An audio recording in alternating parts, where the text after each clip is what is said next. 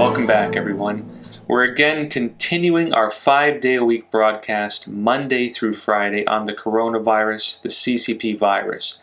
I'm again here broadcasting from my apartment in Queens, New York.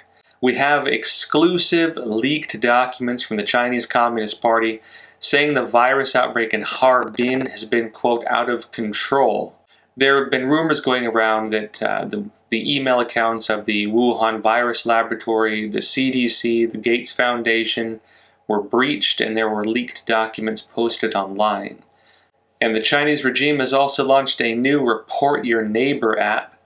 I explain that and also go into some of the similar, unfortunately, issues we're seeing here in the United States. So stick around, we have a whole bunch more coming up. If you haven't already, please remember to like and subscribe. We need your support. If you're on YouTube, also click the notification bell. You'll get alerts when new videos are up. So first off, on this leaked document. So Epoch Times, of course, being, as I mentioned before, proudly blacklisted in China, because that's what happens when you tell the truth there. You know, of course, we're not able to get into the mainland. We do have offices in Hong Kong and in Taiwan. Whenever people want to get documents out, they typically come to us. When people want to, become whistleblowers, they typically come to us. And so we also get a lot of inside sources in China. We also have, make phone calls into China. And we have a new leaked document, and this is a notice. It's a 4-page warning letter from authorities in Heilongjiang Province, and they're accusing the local officials in Harbin for the growing outbreaks, saying that there are clusters of outbreaks and the cases have been increasing. It says the situation of the virus in this province right now is urgent, and it notes that one village in Harbin in particular that was reopened had a poor handling that caused the virus to spread further, resulting in, quote, an out-of-control state. And of course it says the document is not to be published, and so that said, we have it here, all 4 pages for y'all. In the descriptions, I'll always include the sources of articles discussed. Now, you may have remembered we mentioned before there are new outbreaks taking place in China. The Chinese Communist Party has, of course, been saying that there are no new outbreaks, at least for a while. Then they were saying there were asymptomatic cases. Then they were saying there's risk of a second wave outbreak. And now, of course, they're locking down cities again. They're closing things down again after the initial opening up. And Heilongjiang Province is now getting hit a bit harder. Government agencies say they don't have enough money to give salaries to teachers. And they're also saying the virus has hit their finances so hard that they can't make payroll on time. And so, in other words, this virus, when it comes to economic downturn in China, is no longer just affecting businesses. It is affecting the Chinese Communist Party itself. It is affecting government finances, which is pretty interesting when we think about it, because this means that the economic impact now is having a rippling effect. It's not just on the business level and the normal social level. It's hitting the actual governance of the Chinese Communist Party at this point. And as we noted in a previous episode, Heilongjiang Province has new lockdowns. They had opened it back up and they're closing it down again because of the virus. The Chinese Communist Party has been talking now about the risk of a second wave outbreak. And even though, again, we've shown evidence that you can argue the virus never really went away in the first place, the Chinese Communist Party wanted to get people back to work, and it's using this whole asymptomatic cases and imported cases. In other words, they were encouraging a lot of Chinese to return to China, saying it's the safest place for the virus.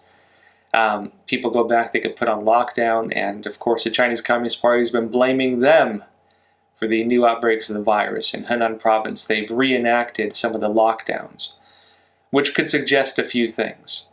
Now, if we understand that the Chinese Communist Party knew the virus was spreading, we knew things were already pretty bad, and we knew that they reopened the country not because the virus had technically gone away, but because they wanted to get people back to work to try to save the Chinese Communist Party, from this economic downturn, basically. The fact that local governments now are locking down the cities, it's unclear whether this is a top-level directive or a local directive. Either way, it is interesting because the Chinese Communist Party is backpedaling on something that's going to make them look very bad on the international stage, and they don't do that casually. Now, moving on, we're going to talk about these rumors about Kim Jong-un allegedly being in critical condition. Now, I'm sure some of you saw the stories going around of all these rumors. Some said that he was brain dead, that some said that he had unknown surgery, did not wake up from it. Some said he was in a weakened state. It is not clear whether this is the case, and it might be, it might not be. Actually, the information suggests it could be. Now, the rumors are unconfirmed. CNN apparently wrote the original story citing an anonymous U.S. official. Some media that also wrote about it have somewhat walked back on their initial reporting.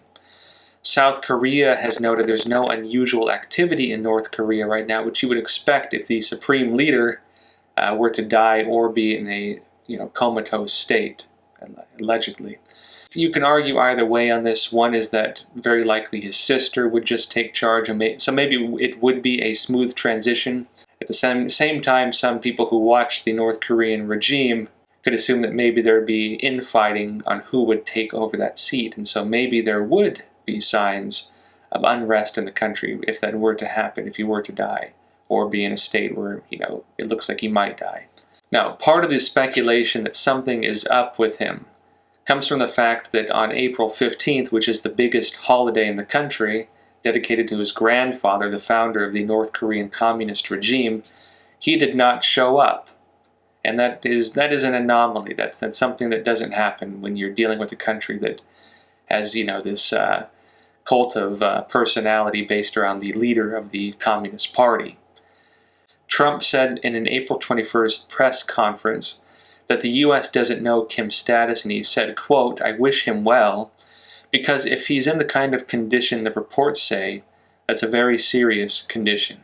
And now on to this rumored internet breach and leaked documents, leaked login credentials for email systems. Now, there were rumors circulating around the internet, a lot on Twitter, matter of fact, saying that the Wuhan Institute of Virology, the CDC, the NIH, and the Gates Foundation were hacked, that email logins were posted online, and that documents were leaked online. Now, I looked into these claims and I have not been fully able to confirm them, but I will show you what I did find. Now, if you were to go to Pastebin, you will find that there are, in fact, new posts there that do have the login credentials, apparently, that look like email accounts and the passwords of, in fact, the Wuhan Institute of Virology, the CDC, the NIH, and the Gates Foundation. Whether these are legitimate logins, I cannot confirm because, of course, trying them out could bring legal issues and arguably irresponsible journalistic practices, as tempting as it might be. We could also assume, too, that if these were posted online, that the individuals who did the breach and posted them did go through them. And of course, there have been reports that there were screenshots and documents posted as well. I did find some documents, only in Chinese though, and it's not clear whether documents from the other organizations were leaked. I did hear rumors about this, I could not find them. And of course, it's also unclear whether the documents I found are the ones tied to this directly or whether that's disinformation. Notably, I did double check across several different sources. These do appear to be the ones that were posted at least by whoever hacked these accounts and posted them, but again, unclear. Now, just briefly, some of you maybe don't know what Pastebin is. Pastebin is basically like an open document system. People can log in, post just whatever they want, basically. You'll find a lot of hacker groups use Pastebin because it's somewhat anonymous, and so they can go in there and post credentials or post, say, doxes if they want to go after somebody, or leaks and things like that. And so it does yield some pretty interesting stuff sometimes. Now, let's go over these documents that are allegedly leaked from the Chinese side of this. Now, of course, there aren't a ton of them that were made public, at least not the ones I found. But they are interesting. They don't seem to show anything too significant, to be honest. A lot of it is apparently online discussions, allegedly among maybe staff who worked at this Institute of Virology in Wuhan. It says, okay, first it starts off with a Weibo post saying Wuhan police on Weibo stating citizens spreading rumors about pneumonia were taken into custody. And this is on January 1st. So very early on, earlier on than a lot of us assumed this whole thing was going on for. Frankly, the fact that a Weibo post would be in here makes me wonder about the legitimacy, because I mean, unless maybe these organizations were storing it, but of course this would have been public domain information anyways. Weibo is kind of like a microblog platform in China. One of them says, government hasn't determined to release info to the public yet. Hospital personnel have identified it. It is a coronavirus, but they're under pressure and can't release anything until they're allowed. Allegedly, again, communications of individuals who worked at this laboratory. This isn't technically new. We do know that the Chinese Communist Party did silence doctors who tried warning people about the virus, the outbreak. Not clear whether this is legit again, but at the same time, it doesn't say anything that we didn't know already, technically. And of course, another person is saying, I'm curious, what's the real mortality rate of this disease? It says we personally estimate to be over 10,000. Now, if there were 10,000 very early on, before the Chinese Communist Party even made this public, that would be pretty significant. Now, with this said, I'm not including all the screenshots here. I will include links to these in the Google, links to the archives of them at least, in the Google Doc, in the description, which again I include all the sources discussed on each program in there. This is possibly disinformation, and so I don't want to say it's absolutely accurate. Also, I can't verify whether the email logins are accurate. I do, of course, they have been leaked. They're public. We can assume that they've already been changed. And there's also rumors, there's all kinds of rumors. Some people say this might be a honeypot. Some people say that this might be a disinformation campaign of the Chinese Communist Party to make it appear that, to frame the nature of how this virus got out, to make it appear people involved, at least on the laboratory side, may not have known what was happening. In other words, it shows that they were, unaware of what was happening and were just hearing rumors, and they're discussing about these rumors. Maybe it is real. Who knows? And it's also unclear whether these documents that were posted, at least online, alongside these archives that show these login credentials, unclear whether these are actually connected. Some of the documents on there I have seen before. It's unclear whether they, maybe the database at this Wuhan lab did have these documents and people were talking about them. Maybe the person who posted them felt it necessary to include them with it, or maybe, again, it's a disinformation campaign. With that said, if hackers did in fact breach these different organizations, and notably, I couldn't find any posts from the other ones, only the ones allegedly from the Chinese side. If these were breached, we could assume that the hackers did go through them. Allegedly, they claim that's what they did, and so we may be hearing more about this if it's real. And now moving on to this new Report Your Neighbor app. So Changsha City in Henan Province launched a new app that encourages anyone in the city to report illegal masks and other violations of the Chinese Communist Party's laws. In other words, if you see someone who is violating safety protocols or other laws, you can use this little handy-dandy iPhone app, or whatever type of phone they have, to report your neighbors, to report on them. And it's a gamified system. It gives people a score for reporting people, and higher scores will get you rewards from the Chinese Communist Party. So people have a financial incentive or other incentives to report on people for crimes. Older people in China are saying this reminds them of the Cultural Revolution. And of course, this was one of the more brutal times of the Chinese Communist Party.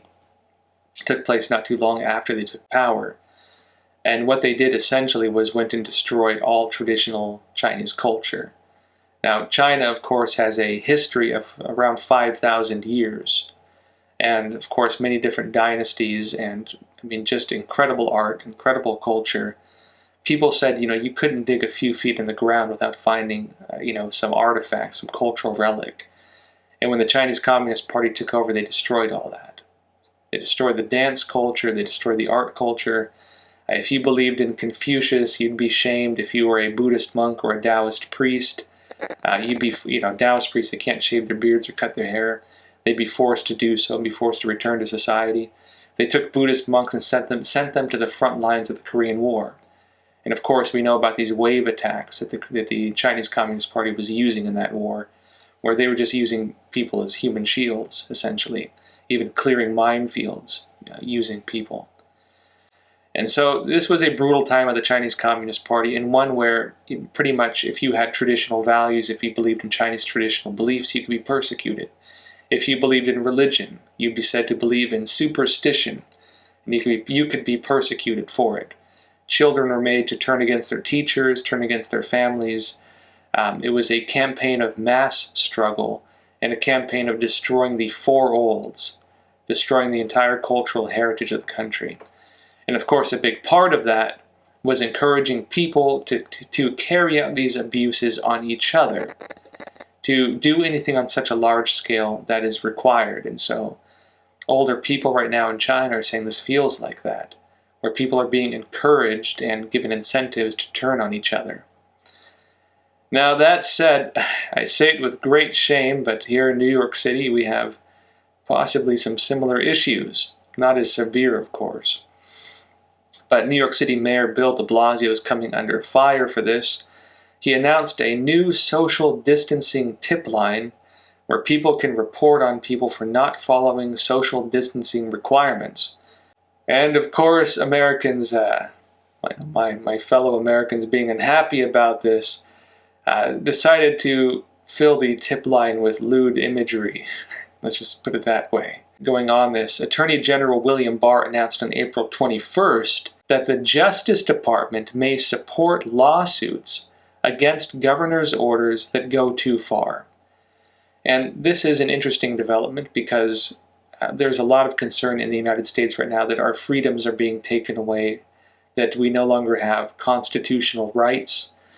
At the same time, based on what we're seeing in China, I do believe that this virus could be pretty severe. I believe it is questionable how effective quarantines are. At the same time, based on what we're seeing in China, and they've reopened things and it seems to have gotten worse, maybe they do help. It's hard to say, to be honest. At the same time, though, there's the risk of governments pushing too far. Now, in the United States, even if the federal government, say, gives back the powers, the extra powers it has been given to handle this virus, it's possible that state, local governments might retain some of these powers. And of course, this is one of the big concerns people have in all parts of the world, that we're seeing an expansion of government power. Will they relinquish it once this is over with? And in the meantime, to what extent do they push it? What is too much? Some people feel that line's already been crossed. And so it's interesting now that Barr is taking some actions against that, saying that governors could face lawsuits. The governors themselves could face lawsuits if they go too far from it. And the Justice Department may support individuals who do file those lawsuits. We have an update on this alleged infighting within the Chinese Communist Party's top levels. Now, you may remember in the last episode we talked about this Sun Li-jun, who is Vice Minister of the Ministry of Public Security, also the 610 office, and also one of the main people in charge of the Hong Kong security forces, notably during the Hong Kong protests, which are still going on to an extent. Now, in this latest incident, coming just after the previous one, Attorney General of the Chinese Communist Party, Fu Jianhua, has stepped down. Okay, 2 top-level officials. That is pretty interesting, especially back-to-back like this. And as I mentioned in the last episode, our Epoch Times sources are saying that this is actually tied to concerns or rumors within the Chinese Communist Party's top levels of attempted coups, that there may be infighting within the top levels of the Chinese Communist Party, which may be becoming more severe. Now, we do know, as I've mentioned, that there are 2 different rival factions within the Chinese Communist Party. There's the faction of Jiang Zemin, who was 2 leaders ago, Jiang Zemin, Hu Jintao, Xi Jinping. His main ally was Zhu Yongkang, the former security czar in China, who has already been purged by Xi Jinping. Xi Jinping, of course, is the head of the Chinese Communist Party, but does not fully control the Chinese Communist Party. Jiang Zemin, even under Hu Jintao, still had most of the control over the country. Xi Jinping, meanwhile, launched his anti-corruption campaign where he went and purged a lot of people from the Jiang faction and did gain power over a lot of parts of the country. He still does not control everything, notably, and so it's a very confusing picture. Maybe one day I could get someone on and we could do an interview, kind of explain the whole thing. But this Fu Zhenghua, notably, had been believed previously to be part of the Jiang faction, and notably as well, Sun Li-jun being one of the heads of the 610 office, the kind of Chinese Gestapo, it's an extrajudicial police force specifically created to persecute Falun Gong, which was a persecution Jiang Zemin himself personally launched. And so, of course, both individuals tied to the Jiang faction purged back to back, or I shouldn't say purged with Fu Zhenghua. He stepped down, and so it's unclear of whether he was made to step down or there's something more to it. Who knows at this point. That said, we'll keep you updated on these as they develop. Now, of course, folks, we're doing these broadcasts Monday through Friday, so please tune in. I'm going to be focusing heavily on this virus, the CCP virus. I'm going to start trying to do some interviews as well soon, finally have things set up well enough here where I think I could swing it, at least until I get back to the office. And of course, if you haven't already, please like and subscribe. We do need your support. And if you are on YouTube, click the notification bell. You get alerts when our new videos are up. And as I mentioned, if you have already subscribed, please double check and make sure you're still subscribed. People are saying that they have been getting unsubscribed without their knowing. Now, with that said, folks, please take care of yourselves, stay safe. I'll see you next time.